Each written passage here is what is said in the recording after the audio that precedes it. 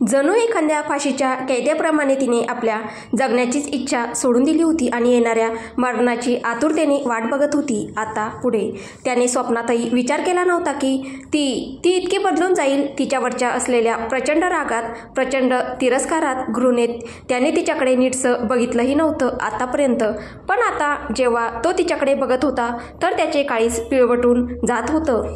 त्यानेच तर तिला शिक्षा दिली होती. मग का रडत होता तो दुष्ट? त्याचे डोळे पाणावले. केवळ मीच कारणीभूत आहे का तिच्या दुर्दशेसाठी? की अजूनही काहीतरी आहे? तिची तब्येत एवढी खराब होण्यामागचं कारण? का ती एवढी खराब झाली? नक्की काय झालंय त्या जेलच्या 4 दगडी भिंतीच्या आत? रागाने मुठी आवळल्या जात होत्या, पण राग कोणावर काढावा ते त्याला कळत नव्हतं.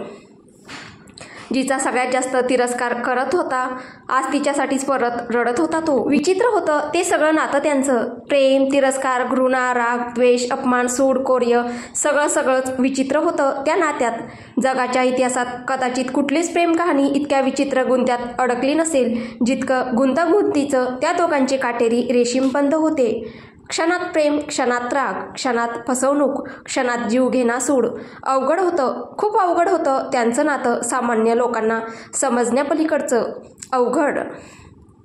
त्याचे हात काळजीने तिच्या त्या कृश पाठीवरून निस्तेज केसातून फिरत होते. प्रेमाने अलगद हळुवारपणे तो तिला कुरवाळत होता आणि तिच्याबरोबर स्वतःलाही शांत करण्याचा निरर्थक प्रयत्न करत होता. ना आता त्याच्या नजरेत तिरस्कार होता, ना राग होता, ना हृदयात कोणती तीव्र सुडाची भावना. तो मोजक्या भावूक क्षणामध्ये नाही घ्यायचा होता त्याला सूड त्याच्या जानचा. नाही तिला छळायचं होतं त्याला, तर फक्त तिला जपायचं होतं, वाचवायचं होतं काही चुकीचं होण्यापासून.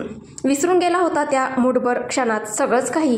तिच्या चुका, तिचा गुन्हा, त्यांचा भूतकाळ, सगळंच काही. फक्त लक्षात राहिलं होतं तर ते त्यांचं सुंदर, निरागस, निष्पाप प्रेम. त्या क्रूर, निर्गुण, निर्दयी राक्षसाला काहीच कळू न देता त्या राक्षसाच्या मनातून विरजाचा देव हळूच डोकावला. आपल्या हृदयाशी डोळे गच्च मिटून असलेल्या आपल्या जानकडे त्याने एकवार बघितलं आणि त्याच्या डोळ्यातील एक अश्रू हळूच तिच्या गालांवर विसावला. परत प्रेम मोहरलं त्याच्या त्या कठोर हृदयात, हलकसं विसावलं आणि त्या रुंद ओठांच्या कडांवर त्याने तिला काळजीपूर्वक उचललं आणि परत बेडरूममध्ये घेऊन आला. तो तिला अलगद बेडवर ठेवणारच की तिने हलकेच डोळे उघडले आणि समोर बघितलं तर त्याचा चेहरा समोर होता. अविरत प्रेमाने, काळजीने तिलाच बघत. तिचा देव, फक्त तिचा देव, तिच्यावर जीवापाड प्रेम करणारा तिचा देव. जुनं प्रेम. तिच्या डोळ्यातून नकळत अश्रू वाहू लागले. जुन्या भावना हळूवार अलगदपणे त्या गढूळ भूतकाळातून तरंगत वरती आल्या. अश्रू भरलेल्या डोळ्यांनी ते एकमेकांकडे बघत होते. जुनं काही हरवलेलं आठवायचा प्रयत्न करत होते ते डबडबलेले डोळे. होतं प्रेम, हलकसं प्रेम अजूनही होतं अस्तित्वात त्या डोळ्यांच्या तळाशी.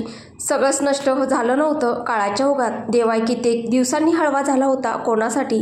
त्यांच्या प्रेमभंगानंतर कदाचित कोणाच्याच बाबतीत नाही. ह्या भावना त्याच्यासाठी आता खूपच अनोळखी झाल्या होत्या. त्यामुळे तो घाबरला आणि भानावर आला. विरजा मनात, नाही, माझा देव नाही हा तर देवाय कार्तिक ठाकूर आहे. माझा देव नाही आहे हा. नाही सहन झाला भावनांचा तो कल्लोळ आणि ती दुःख वेगाने खाली कोसळलीच. भावनांच्या चक्रीवादळात अडकलेला तोही तिला तसंच बेडवर सोडून डोळ्यात अश्रू घेऊन तडक बेडरूमच्या बाहेर पडला. जाताना मात्र त्याने आवर्जून बाल्कनीचा दरवाजा बंद केला. का मी तिचा एवढा विचार करतोय? का करतोय मी तिची एवढी काळजी? त्याच्या दगडी हृदयाचा एक कोपरा हळूहळू तुटायला लागला होता. फुटत होता पाझर त्याच्या मनाविरुद्ध त्या गोठलेल्या सागराला.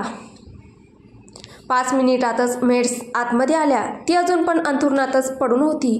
त्यांनी तिला उठून तिचे ओले कपडे चेंज करून गरम सूप पाजून तिला परत पांघरून ओढवून झोपवून दिलं. जाताना त्या देवाची एक जोडी कपडे घेऊन गेल्या. ती मात्र निर्जीवपणे त्या अंथरुणात तशीच पडली होती. विरजा मनात, मूर्ख विरजा, हे काय करत होतीस तू? बावळट देवाय ठाकूरवर परत प्रेम, त्या निष्ठुर पाषाणहृदयी राक्षसावर परत प्रेम? नाही, कधीच नाही. स्थळ देवायची स्टडी रूम. देवाय त्याच्या स्टडी रूममध्ये फायरप्लेसच्या जवळच्या खुर्चीवर बसला होता. किती सुखी होता तो प्रेमात पडण्याच्या अगोदर. ना कसला त्रास, ना कसल्या वेदना, ना जगाच्या चिंता, ना कसली काळजी. केवळ स्वतःच्या मर्जीने जगायचा तो, आणि तेही स्वतःच्या अटी शर्तीवर. सगळं जग झुकायचं त्याच्या पायाशी नतमस्तक होऊन. पण ह्या हरामखोर मनाने सगळंच अवघड करून टाकलं होतं त्याच्यासाठी. आधी तिला मिळवण्यासाठी दिवस रात्र छळलं होतं, नंतर तिच्यावर सूड उगवण्यासाठी जंग पछाडलं होतं. तिला जेलमध्ये पाठवूनही एकही दिवस तो शांतपणे जगला नव्हता, ना रात्री शांतपणे झोपला होता. संपतच नव्हती तीही हृदयाची आग. नाही मिळत होती मनाला शांतता. कधी संपणार हे सगळं एकदाचं, कधी संपणार? बराच वेळ खुर्चीवर बसून तो पेगवर पेग रचत होता. पण नशा काही चढत नव्हती. जीव नुसता तळमळत होता त्याचा. देवाय कार्तिक ठाकूर, तुम्ही परत प्रेमात तर पडत नाही ना? स्वतःच्या मनाचा आवाज ऐकून देवाय दचकला. देवाय म्हणत, नाही नाही, कदापि नाही. परत प्रेम नाही. परत त्याच मार्गावर नाही. त्या वाटेवर परत कधीच नाही. ती धोका देईल परत तुला, परत पाडेल आपल्या मोहात. खूप मोठी चूक केली आहेस तिला स्वतःच्या जवळ आणून देव तू. खूप मोठी. जिच्यापासून लाखो कोस दूर जायचं अशा मुलीला तू आपल्या घरी आणलं, चक्क आपल्या बेडरूममध्ये ठेवून घेतलं. ती मेन आहे तर तू आग आहेस. एकतर ती तर वितळेल, नाहीतर तू तर जळून जाशील. देवाय मोठमोठ्याने ओरडत, हा आणलंय तिला मी माझ्या घरी, कारण ती अजूनही माझी बायको आहे. आणि प्रेम नसाही, पण अजूनही तिरस्कार करतो मी तिचा. अजूनही माझ्या आयुष्याचा नावडता का होईना, पण कधीच तुटला न जाणारा धागा आहे ती. असं बोलून त्याने रागाने तो हातातला वाईन ग्लास आगीत फेकला. तसा एक जोरात भडका उडाला त्या आगीत. येणाऱ्या भयानक युद्धाची जणू नांदीच होती. तरी पण त्याचं अंतर्मन काही केल्या थांबतच नव्हतं. अनर्थ करतोय देव तू, खूप अनर्थ. माहीत आहे ना तुमच्या ह्या सो कॉल्ड अजरामर प्रेमाच्या नादापायी कितीक जण मेले, किती जण उद्ध्वस्त झाले. मी तुला आधीच चेतावणी देत आहे. अजूनही वेळ गेली नाही. दूर हो तिच्यापासून, दूर कर तिला तुझ्यापासून. नाहीतर यावेळी जे तांडव माजेल, जो विध्वंस होईल, तो कोणीही रोखू शकणार नाही. देवाय मात्र आपलं डोळे गच्च मिटून आपल्या मनाची सगळी कवाडं बंद करून तसाच खुर्चीवर पडून होता. वेळ 2-3 तासानंतरची. डोक्यातल्या विचारांच्या थेमानाने आधीच वैतागलेला तो, त्यात परत तो कधीपासून त्या खुर्चीवर अवघडून झोपायचा प्रयत्न करत होता. खूपच अनकम्फर्टेबल वाटत होतं त्याला. आपल्या एस्पेस आलिशान बेडवर झोपण्याच्या रोजच्या सवयीमुळे त्या आरामदायक खुर्चीवर पण त्याला काही केल्या झोप येईना. कित्येक वेळा मनात आलं की बेडरूममध्ये जावं, पण तिथे तर ती झोपली होती. आता कसं करायचं? असाच अर्धा एक तास झाला असेल. शेवटी वैतागून त्याने खुर्चीचा आर्मरेस्ट तोडून टाकला. देवाय मनातल्या मनात रागात, what the hell, that is my bedroom. ती माझी बेडरूम आहे. मी का माझ्या स्वतःच्याच बेडरूमच्या बाहेर राहू? तिला त्रास होत असेल तर तिने जमिनीवर झोपावं. मी का तिच्यासाठी त्रास सहन करू? I just don't care about her. आणि तिची काय हिंमत मला माझ्याच बेडरूमच्या बाहेर जा सांगायची? तिला अनकम्फर्टेबल वाटत असेल तर ती स्वतः खड्ड्यात जाईल. आणि असं बोलून तो रागाने टम्म झालेला तो भोपळा दणदण पावलं टाकत आपल्या बेडरूममध्ये घुसला. त्याच्या दणदण पावलांच्या आवाजाने विरजा दचकून गेली आणि अंथरुणात उठून बसली. माणूस नाही तर एखादा पिसाळलेला मारकुंडा बैलच जणू बेडरूममध्ये शिरला होता. तो आतमध्ये शिरला आणि त्याने संतापाच्या भरात बेडरूमचा दरवाजा जोरात आदळला. धडाम. त्या दणक्याने पूर्ण रूमच हादरून गेली होती. तर तिथे आपल्या बिचाऱ्या विरजाची काय अवस्था? ती घाबरून एखाद्या उंदराप्रमाणे पटकन आपल्या बिळात म्हणजेच त्या अंथरुणात शिरून गेली. तो आला बेडवर तिच्याच बाजूला जाऊन झोपला. तिने घाबरून पूर्ण अंगावरून तोंडांवरून पांघरून घेतलं होतं, त्यामुळे तिला दिसलं नाही. पण बेडवर तिच्या पाठीमागच्या बाजूची साईड दाबली गेली हे तिला चांगलंच जाणवलं. तशी ती घाबरली. हे माझ्या बाजूलाच झोपणार? घाबरून तिची बोबडीच वळली आणि तिने ब्लँकेट अजूनच डोक्यावर ओढून घेतले. पांघरून बोटांनी गच्च पकडून ठेवलं होतं. थोडा वेळ गेला शांततेत. स्वतःच्या नेहमीच्या बेडवर झोपूनही त्याला शांत बसवेच ना. काहीतरी खात होतं त्याला आतमधून. काहीतरी येत होतं त्याच्या आणि त्याच्या शांत झोपेच्या मध्ये नुसता चुळबुळत होता तो. इथे विरजा त्याच्यापासून थोडी सरकूनच झोपली होती. ते पण पूर्ण शरीर झाकून. साधा एक केस सुद्धा बाहेर दिसत नव्हता तिचा. तसा तो अजून जास्तच चरफडला आणि त्याने मुद्दाम म्हणून आपल्या तंगड्या पलंगावर ह्या अशा लांबलचक पसरवल्या. पण विरजाचा पाय काही त्याच्या पायाला लागेच ना. तसा तो वैतागला आणि त्याने त्याच्या तंगड्यांचा परीघ अजूनच वाढवला. तरी पण साहेबांच्या पायाला मॅडमच्या पायाचा स्पर्श होईच ना. शेवटी वैतागून त्याने डोळे उघडले आणि बाजूला वळून पाहिलं तर त्याच्या बाजूला असलेला उंदीर आपल्या मूळ जागेपासून कधीच पुढे सरकला होता. तसा तो मनातल्या मनात अजून जास्त चरफडला आणि एकदम डोळे बंद करून तिच्या बाजूला हळूच सरकला. लबाड बोक्याला वाटलं की डोळे मिटून केलं म्हणजे कोणाला काहीच कळणार नाही. पण आमच्या हुशार उंदराला बेडच्या हालचालीवरून व्यवस्थित कळलं होतं की लबाड बोका तिच्या बाजूला सरकला आहे. क्षणाचाही अवधी न घालवता उंदीर पण अजून पुढे सरकला. इकडे बोक्याने परत आपल्या तंगड्या पसरवल्या आणि आनंदाने आपल्या पायाने तिचा पायाचा स्पर्श होतोय का ते चाचपू लागलं येडं. पण हाय रे मोरी मैया, कसलं काय सरकली वाटतं ही पुढे. वेडी आहे का ही? माकड होती का गेल्या जन्मात? एका जागेवर स्थिर झोपता येत नाही का ह्या बावळटाला?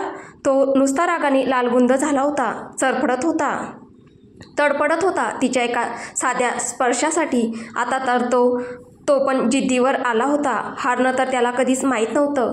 तो आता डबल टिबल अंतर पार करून तिच्या बाजूला आला. पूर्ण चेहऱ्यावर ब्लँकेट घेऊन झोपलेली ती. त्या ब्लँकेटच्या आतून तिला ना पुढचं दिसत होतं ना पाठचं. फक्त देव बेडवर तिच्याच बाजूने सरकत असल्याचं कळत होतं. तसा तिचा जीव घाबरत होता. हे देवा, रात्रीच्या 3-3:30 वाजता कसला खेळ खेळतोय हा ठाकूर? मेंदूवर पडलेत का हे? की निसटलाय तो मेंदू जागेवरून? पण ठाकूर कसला ऐकतोय? तो तर आपल्या तंगड्या ह्या पसरून तिच्या पायाला टच करायचा कधीपासून प्रयत्न करत होता. उंदीर मांजराचा हा खेळ बराच वेळ झाला चालू होता. चुकून त्याला विरजाचा थोडासा चोरटा स्पर्श हवा होता, पण तो काही केल्या मिळेना. शेवटी एक अशी वेळ आली की विरजा बेडच्या एकदम टोकावर पोहोचली. आता इथून पुढे सरकली असती तर खाली धापकन पडणं आणि त्या मार्बल फ्लोअरवर जोरात लागणं निश्चित होतं. विरजाने पूर्ण अंगातोंडावरून पांघरून घेतल्यामुळे ती ह्या सगळ्यापासून अनभिज्ञ होती. इथे देवाई पुढे सरकला तशी विरजाही पुढे सरकली आणि आता ती बेडवरून खाली पडून चांगलीच आपटणार की दचकून घाबरून देवाईने पुढे जोरात सरकून तिला घट्ट पकडलं आणि ओढलं आपल्या त्या घट्ट मिठीत. विरजाने पण घाबरून घट्टपणे देवायला मिठी मारली होती. भीतीने तिची बोटं देवाच्या पाठीवर रुतली गेली होती. त्याचे हात तिच्या पाठीवरून शरीरावरून फिरत होते तर त्याचा गरम श्वासोच्छवास तिच्या कानात घुमून तिला वेडं करत होता. पडण्याची भीती कुठल्या कुठे गेली आणि ते दोघे वेगळ्याच विश्वात गुंतले. तिचा स्पर्श, आहा तिचा स्पर्श, हाय तिचा स्पर्श.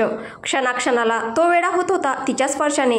हेच तर सुख हवं होतं त्याच्या मनाला, हृदयाला आणि त्याच्या शरीराला.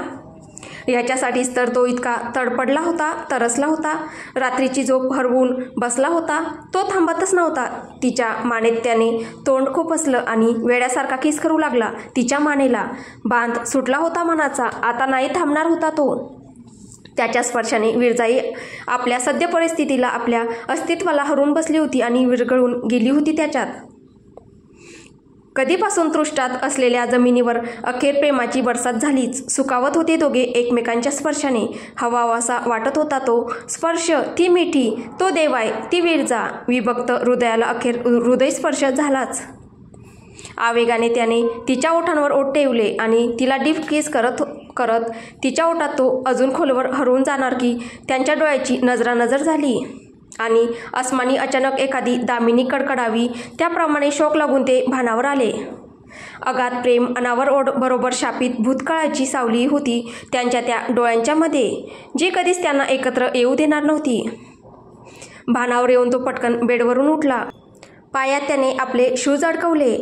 बेड साईडच्या टेबलावरचा आपला फोन उचलला आणि तडक रूममधून बाहेर पडला. पण तेवढ्यात त्याने विरजाचा आवाज ऐकला आणि तसा तो चालता चालता थबकला, जागच्या जागीच गोठून गेला.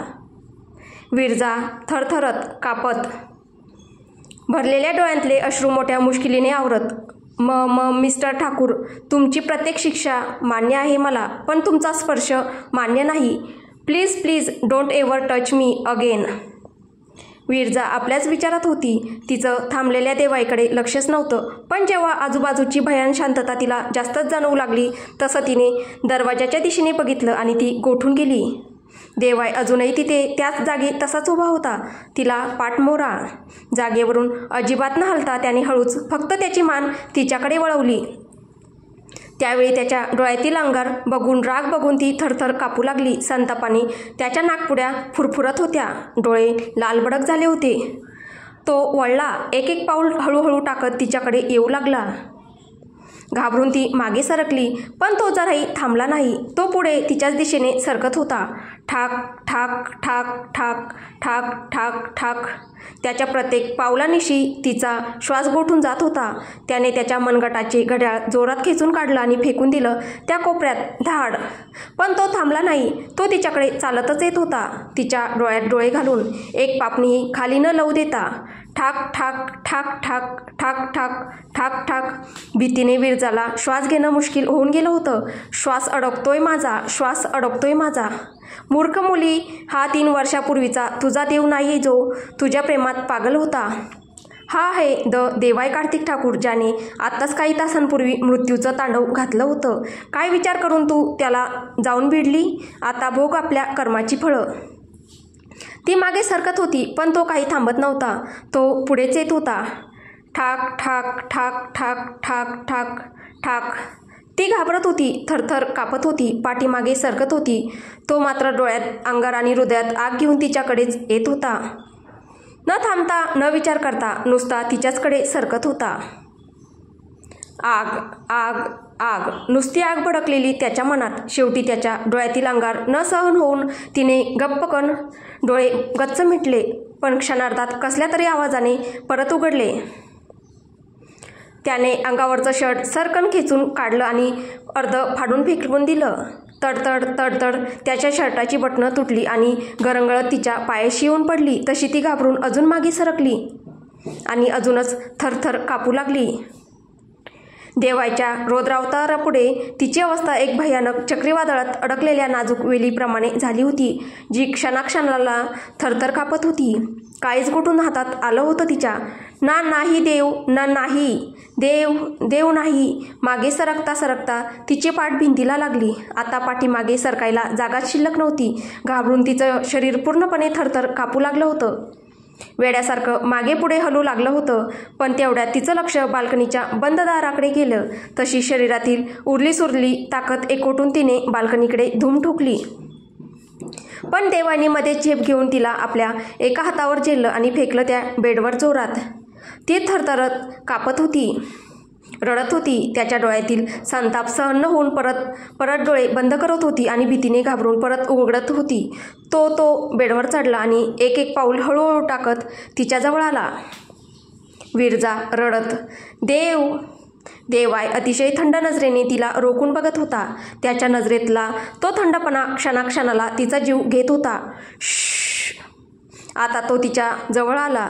तिच्या मानेला पकडून त्याने तिला जोरात आपल्याकडे ओढलं आणि एकदम थंड स्वरात, कसलीही घाई न करता, एकदम हळुवारपणे तिला विचारलं, देवाय, काय म्हणालीस तू? से इट अगेन. मी तुला टच करू शकत नाही. शब्द फुटत नव्हते विरजाच्या मुखातून. स्वतःच्या रागाला मोठ्या मुश्किलीने आवरायचा प्रयत्न करत होता तो देवाय. त्याने आपले डोळे घट्ट बंद केले. एक मोठा श्वास घेतला आणि स्वतःच्या केसातून हात फिरवत डोळे परत उघडले. देवाय परत एकदा विरजाला. व्हॉट्स युअर नेम? विरजा गोंधळून. ती गोंधळून विचार करत होती. हे असे का मला सारखं सारखं माझं नाव विचारत आहेत? यांना तर माझं नाव चांगलंच माहीत आहे. देवाय चिडून जोरात बोलतो. मी तुला काहीतरी विचारलंय स्टुपिड. तुझं नाव काय आहे? विरजा तशी घाबरत बोलते. विरजा गणेश जोशी. तशा रागाने देवाच्या नाकपुड्या फुरफुरल्या. कपाळावरच्या आट्या अजूनच गडद झाल्या. तो डोळे बंद करतो. बोटाने आपलं कपाळ चोळून कपाळावरच्या आट्या शांत होण्याची वाट बघू लागतो. कारण विरजाच्या उत्तराने त्याचा राग तर पार 7व्या आसमानाला पोहोचला होता. त्याच्या लालबुंद चेहऱ्याकडे बघून तिला कळत नसतं की ती नक्की काय चुकीचं बोलली. विरजा मनात, हे असे का चिडतायत माझ्यावर? देवाने तिच्या कमरेत हात घालून तिला आपल्याकडे अजून ओढलं आणि परत विचारलं, I have ask you something. Do you mind to give me a little answer? What's your name? ती विचार करत होती, पण तिला काहीच कळत नव्हतं. विचार करता करता अचानक तिला क्लिक झालं की त्याला नक्की काय म्हणायचंय, काय अपेक्षित आहे त्याला त्या प्रश्नातून. पण तिला हिंमत नाही झाली ते उत्तर देण्याची आणि त्याच्यापेक्षा जास्त ते उत्तर मान्य करायची. तिने लगेच आपले ओठ घट्ट दाबून दुसरीकडे तोंड फिरवलं, पण देवाने तिची हनवटी पकडून परत तिचा चेहरा आपल्यासमोर केला. देवाय, सौभाग्यवती भव विरजा देवाय ठाकूर. लग्नाच्या बायको आहात तुम्ही माझ्या, ते पण पूर्ण 7 फेऱ्यांच्या. मग ते लग्न तुमच्या मर्जीने झालं की नाही झालं? I bloody just don't care. If I want to touch you my dear wifey, I can touch you. If I want feel you, I can feel you. Can hold you, I can kiss you. I can do whatever I want to do with you. I just don't need you bloody permission for that. So don't ever again tell me what I have to do with my bloody. तू काल माझी होतीस, आज माझी आहेस आणि उद्या पण माझीच असणार. माझी आणि फक्त माझी. You don't have any rights on your own life when your little precious life is mine only. Do your understand? Do you understand? एकदम तिच्याकडे नजर रोखून बघत, आता एकदम छान छान बायको बनायचं आणि शहाण्यासारखं मिठीत यायचं माझ्या. जराही वेळ न घालवता ती त्याच्याकडे डोळे विस्पारून बघत होती. तिचा विश्वास बसत नव्हता, पण तरीही तिची काही हिंमत होत नव्हती त्या शर्टलेस देवाच्या मिठीत जायची. त्याच्या रागापेक्षा आता तिला दुसरीच कसली तरी भीती वाटत होती. विरजा मनात चिडत चरफडत, काय समजतो हा स्वतःला? किती दुष्ट आहे हा राक्षस, कुठला मॉन्स्टर, डेव्हिल, जल्लाद आहे नुसता. ती मनातल्या मनात खूप चरफडत होती. त्याला लाख शिव्या देत होती आणि तो मात्र तिची मिठी, तिचा स्पर्श, तिचं त्याच्याजवळचं असणं खूप एन्जॉय करत होता. आज कुठे त्या तृप्त मनाला आपल्या हक्काचा प्रेमाचा आधार मिळाला होता. समाधान लाभलं होतं त्या हृदयाला. मग भले मार्ग चुकीचा का असेना, त्यातून तिच्यासमोर जराही न झुकता, जराही न वागता, तिच्यासमोर उघडपणे आपलं प्रेम मान्य न करता, आपली कमजोरी न दाखवता हे सगळं झालं होतं. ती त्याच्या मिठीत, त्याच्या बाहुपाशात आली होती. He was so happy and was blushing like and idiot. पण एवढं सगळं करूनही तो स्वतःच्या मनाला सारखं पटवून देत होता की ही don't love her, he just hate her. मूर्ख कुठला. आणि ती मात्र त्या शर्टलेस देवाच्या स्पर्शाने अवघडून जात होती. त्याच्या त्या हार्ड्स मसल्स, ते परफेक्ट 10 पॅक्स एब्सचा स्पर्श तिच्या मनाविरुद्ध तिला वागायला भाग पाडत होता, वेड लावत होता तिच्या त्या शरीराला, मनाला. तिला कळत नव्हतं की काय करावं. तिचं अंग मोहरून जात होतं. नुसतं सगळ्या अंगावर रोमांच आले होते. ती स्वतःच्या भावना, स्वतःच्या शरीराच्या प्रतिक्रिया थांबवायचा आटोकाट प्रयत्न करत होती. पण तिचं ते बावळट शरीर आणि ते मूर्ख मन काही ऐकतच नव्हतं तिचं. स्टुपिड. आय जस्ट हेट हिम. राग आलेला तिला खूप त्याचा. आजपर्यंत नेहमीच त्याने स्वतःची मर्जी चालवली होती. आजचा प्रसंग पण काही वेगळा नव्हता. तिची आपल्या मिठीतली सारखी चुळबुळ पाहून वैतागून त्याने एक भुवई वर करून तिला विचारलं, do you want me to remove my rest of cloth as well? तशी ती दचकून ओरडते, नाही. आणि घाबरून पटकन त्याच्या मिठीत अजून खोलवर शिरते. अगदी घट्ट पकडलं होतं तिने त्याला, जसा हा फेविकॉलचा जोड कधी सुटणारच नाही. देवाय आपले ओठ दाबून आतल्या आत आपलं हसू थांबवण्याचा आटोकाट प्रयत्न करत होता. खूप खुश होता तो, हॅप्पी. एकदम तिचा प्रचंड तिरस्कार करत होता. तिच्याप्रती खूप चीड होती, पण त्याच्या चेहऱ्यावरचं स्माईल ही केवळ तीच आणू शकत होती आणि त्याच्या नीरस आयुष्यातही केवळ तीच आनंद पसरवू शकत होती. किती दिवसांनी तो खरंच खुश होता. चेहऱ्यावर एक खरंखुरं हसू उमटलं होतं त्याच्या. काश तू चुकीचं वागली नसलीस तर जान, तू गुन्हा केला नसतास तर आज आपण खऱ्या अर्थाने एकत्र असतो. आपल्या नात्यात किती खुश असतो, किती प्रेम करत असतो एकमेकांवर. काश. त्याच्या डोळ्यातून अश्रू वाहत होते. मनातून तीव्र तिरस्कार आणि हृदयातून तिच्याबद्दल असलेलं प्रेम. तू माझी गरज आहेस, माझी एकमेव कमजोरी आहेस तू Viraja Thakur. I hate you like hell, but at the same time I can't stop myself from loving you like a mad person. त्याने रडत तिला आपल्या घट्ट मिठीत अजून कवटाळून घेतले. चुकून ती त्याला परत कधी सोडून गेली तर? देवाय Viraja, a really a complicated love story. स्थळ शासकीय मुख्यमंत्री निवास. मुख्यमंत्र्यांची बेडरूम. वेळ मध्यरात्री 3:30ची. मुख्यमंत्री साहेब सर्जेराव गुणाजीराव देशमुख पाटील रात्रीच्या वेळी आपल्या शयनकक्षात झोपले होते. आताच कुठे अर्धा एक तासापूर्वी झोप लागली होती त्यांना. दिवसरात्र राज्याचं ओझं उचलून विरोधी पक्ष कोणत्याही क्षणी घात करतील असे पक्षातले अंतर्गत विरोधक, मिनिटाला ब्रेकिंग न्यूज शोधणारी, गरजेपेक्षा जास्तच उत्साही असलेली मीडिया मंडळी, कामचुकार नोकरशाही, सगळ्यांशी राजकारणांचे डावपेच खेळून थकून जायचे बिचारे. त्यातून ह्या वर्षी राज्यात निवडणुका जाहीर झाल्या होत्या. बंडखोर पार्टी बदलू कार्यकर्त्यांनी, नेत्यांनी त्यांच्या नाकात नुसता दम आणून सोडला होता. विचार करून आजकाल तर त्यांना साधी झोप पण येईनाशी झालेली होती. त्याच्याऐवजी निद्रानाशाचा नवीनच छंद जडला होता त्यांना आजकाल. मोठ्या मुश्किलीने आताच कुठे डोळ्यास डोळा लागला होता की ट्रिंग ट्रिंग ट्रिंग ट्रिंग ट्रिंग ट्रिंग त्यांचा फोन घणघणला. सुरुवातीला त्यांनी त्याकडे दुर्लक्ष केलं, पण फोन जास्तच घणाणू लागला. तसे ते वैतागून उठले आणि त्यांनी तो फोन उचलला. त्यांचे मुख्य सचिव अजय पवार यांचा फोन होता. मुख्यमंत्री साहेबांनी वैतागून मनातल्या मनात 4 शिव्या त्या अजयला हसडल्या.